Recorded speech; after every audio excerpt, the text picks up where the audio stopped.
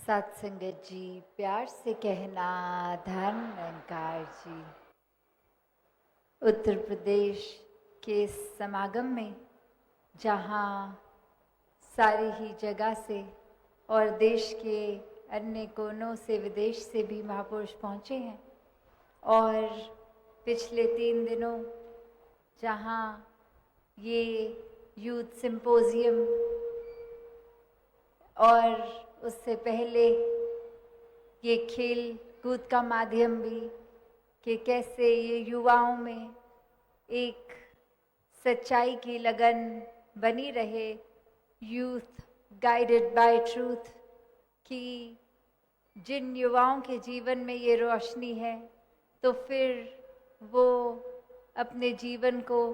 सही मार्ग पर डालते हैं। और साथ ही ये बुज़ुर्गों के होश की भी बात की गई कि कैसे ये तालमेल की बात है। ये एक जीवन के किसी भी आयु में, चाहे बाल अवस्था में हो, युवा अवस्था या बुजुर्गी में, ये एक भक्ति में जीवन जिया जा सकता है। जिस भी उम्र में है वहीं पे एक भक्ति की शुरुआत इस परमात्मा को जानने के बाद की जा सकती है। इतिहास में भी ये बहुत उदाहरण देखने को मिले जहाँ जिन्होंने वाकई ही वो जिज्ञासा से एक प्रेम अनुसार ये परमात्मा से ये दर्शन करके प्रेमा भक्ति का रास्ता लिया, वो वाकई ही फिर अपने जीवन में हर परिस्थिति में शुक्राना भाव रखते हैं। वो सिर्फ और सिर्फ परमात्मा का नाम इसलिए ही लेते हैं क्योंकि परमात्मा से प्यार है, ना कि इसलिए कि कोई भय के कारण कि परमात्मा कुछ छीन लेगा या फिर परमात्मा कोई कष्ट दे देगा। नहीं, ये तो मीराबाई का एक जिक्र लें या कोई भी भक्त का, ये प्रेम में झूमती रूह इसलिए ही कि परमात्मा हिस्से आ गया। और अब किसी भी स्थान पे हों, कहीं भी कुछ भी करते समय ये परमात्मा का एहसास ही इस रूह को फिर ये भजन भी गवा रहा है, एक नृत्य भी करवा रहा है, ये कविताएं भी लिखवा रहा है। तो एक ये परमात्मा के प्रति प्यार, ये निराकार के प्रति प्यार ही है जो वाकई ही प्रेमा भक्ति का सार के एक लगन रहकर एकमिक होके ये ओत प्रोत मामला। और फिर इसी भक्ति में जिन्होंने जीवन जिया उनका जीवन वाकई ही संसार के लिए वरदान बन गया। और जिन्होंने इस सच्चाई, इस परमात्मा से अपना मुख मोड़ा, उनके हिस्से तो फिर कुछ भी नहीं आया। जीते जी भी सुख चैन अमन शांति से कोसों दूर रहे और ये मुक्ति की प्राप्ति भी नहीं। और यही संत चाहे आर्थिक अवस्था हो ठीक ना हो तो भी हर पल में शुक्राना करते गए और जीते जी हर पल में परमात्मा का दिया एक शुक्राना भाव ही, उसके प्रति प्यार ही। तो ये निराकार से प्यार करने वाले वाकई ही भक्त हैं और हर एक के जीवन में ये भक्ति प्यार में रची हुई एक हासिल हो सकती है। एक कहानी जो दासी को याद आ रही है कि कैसे एक बटरफ्लाई, एक तितली जो कि इतनी खूबसूरत और हर कोई उसकी प्रशंसा कर रहा है, और वहीं एक बिच्छू, एक स्कॉर्पियन, ये भी एक उसी प्रकार मुंह पे उस तितली को बहुत अच्छे शब्द बोल रहा है, प्रशंसा कर रहा है, तुम्हारे पंख इतने सुंदर। और जैसे ही वो तितली ने अपने पंख उसको और उड़ने के लिए फैलाए और उस बिच्छू के पास और नज़दीक आ गए वो पंख, और उस बिच्छू ने तो उसी पल अपनी असली एक जो स्वभाव है उसी के अनुसार उसको डस लिया। तो बात क्या हुई कि ये मुंह पे तो प्रशंसा उस बिच्छू ने भी की, पर कर्म रूप में उसने क्या किया। वाकई ही अगर ये तितली के प्रति ये एक जो सुंदरता का जिक्र हो रहा था या प्रशंसा हो रही थी, तो कर्म वो डसने वाले ना रहते। तो यही अब अगर हम भक्तों की बात फिर से जोड़ें तो यही सामने आता है कि संतन के मन रहत है सबके हित की बात, घट घट देखे अलग को पूछे जात ना पात। कि कैसे संतों ने हमेशा सबको एक साथ एक समान दर्जा दिया, सबका सत्कार किया, सबको साथ लेके आगे बढ़े,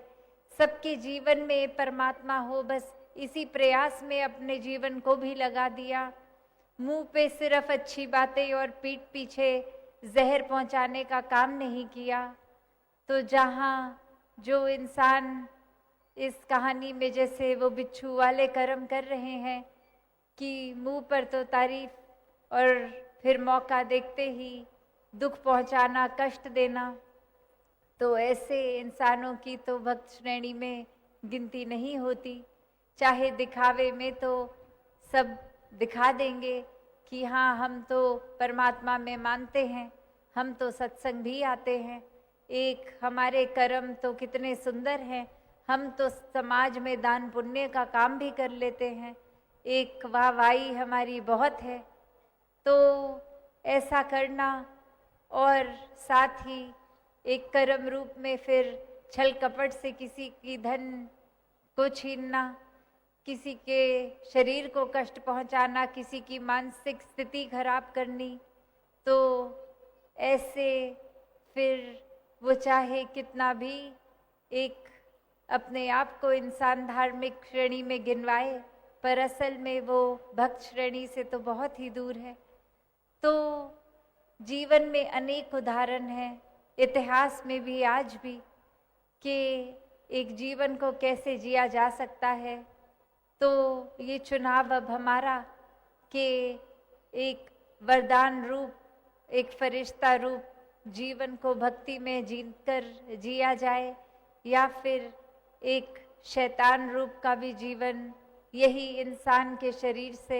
ऐसे भी उदाहरण देखे गए हैं कि काया तो वही इंसान की, शक्ल आकार भी वैसा, पर ये एक नियत, एक जीवन में व्यवहार, एक इंसान की ये जो एक व्यवहार रूप कह ले,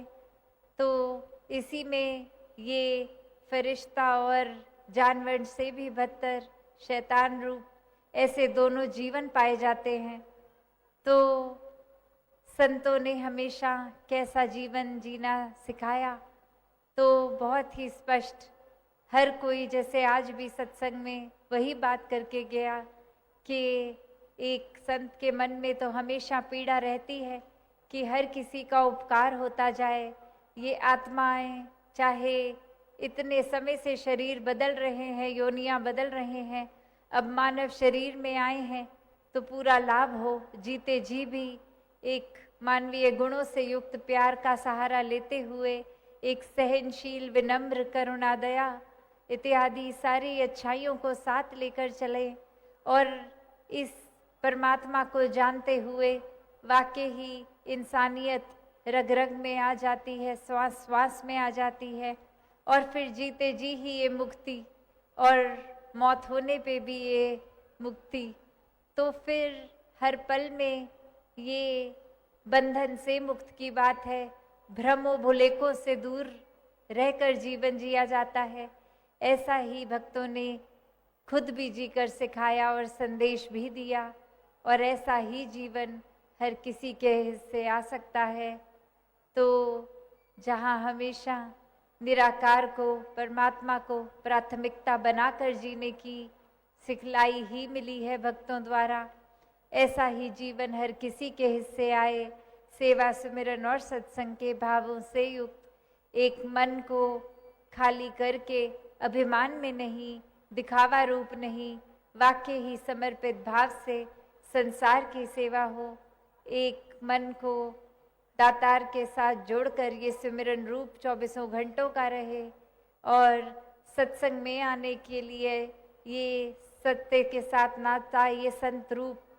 सभी एक दूसरे को ये जो शिक्षाएं रूप मिलती हैं, तो इसके प्रति मन हमेशा एक आकर्षित रहे। तो संसार में जहाँ जीवन मिला है, एक घर परिवार इत्यादि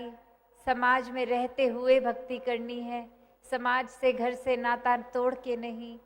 एक हर एक पल में अपने कर्तव्यों का पालन करते हुए, चाहे स्कूल कॉलेज कामकाज जैसे भी जीवन के पड़ाव में है, हर एक चीज़ को साथ देखते हुए कि ये भी परमात्मा ने ही दिया है, तो पूरा पूरा ख्याल वहाँ भी, और मन ये सारा काम करते हुए भी परमात्मा में ही लगा रहे अगर ये लगन, तो वाकई ही सब बहुत सहज हो जाता है जीवन में। तो ऐसा ही जीवन हर किसी के हिस्से आए, ये ब्रह्म ज्ञान की दात से परमात्मा ये निराकार जीवन में हासिल करके फिर हर पल प्रेमा भक्ति करते हुए अपने जीवन को हर कोई जिए। सत्संगत जी, धन निरंकार जी।